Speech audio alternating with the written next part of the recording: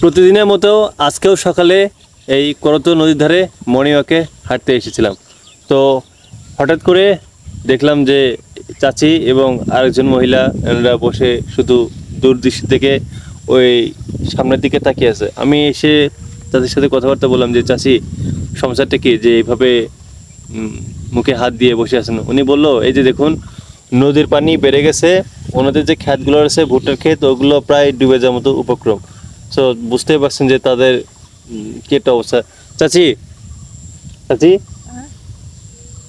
আপনার তো কৃষিকাজ করে তো জীবনযাপন করেন নাকি? হায় আল্লাহ, কৃষিকাজ করেই তো।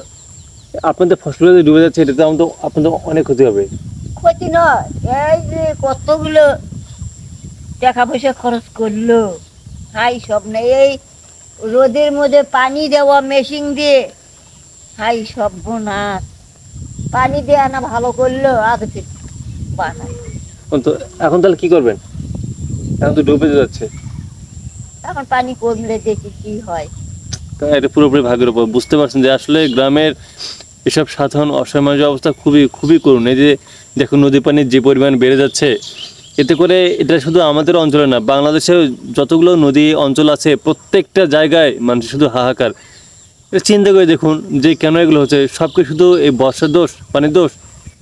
এই যে ভারত, দেখতে পাচ্ছেন যে ভারত কিভাবে আমাদের এই দেশে বর্ষা মৌসুমে যখন পানির দরকার নেই সেই সময় পানিটা দিয়ে আমাদের দেশের সাধারণ মানুষের কি পরিমাণ ক্ষতি করে। অথচ এসব কথা বলার মতো কেউ আছে? এই যে দেখুন এইসব লোকের হাহাকার। চাচি এখন কি বলবো আপনাকে, আর কিভাবে সান্ত্বনা দেবো বলেন? এখন পুরোপুরি এখন ভাগ্যের ওপর। যদি আল্লাহ তাআলা যদি আপনাদের রিজিকে রাখে, মারলেও মারবি, বাঁচালেও বাঁচাবি। চাচি এবার তো কি কোরবানি গোশত পাচ্ছিলেন? বুঝতে পারছেন যে তারা কতটা কষ্ট। চাচি কতদিন থেকে গরু গোশত খান না কোরবানির আগে?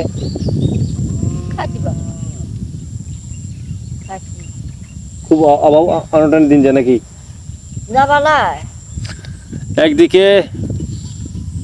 একদিকে জিনিসপত্রের দাম বাম্বু ঢুকে দিচ্ছে বাঙালিকে একদিক দিয়ে, আর একদিকে যে ভারত দেখুন এইভাবে নদীর পানি বাড়তেছে, তারপর রেলপথ দিয়ে পুরো বাংলাদেশ ঢল করতেছে, সীমান্ত হত্যা, জিনিসপত্রের দাম কতভাবে আসলে আমাদেরকে সাধারণ জনগণকে মারা হচ্ছে। আসলে কি আর বলবো। চাচি ঠিক আছে, ভালো থাকেন।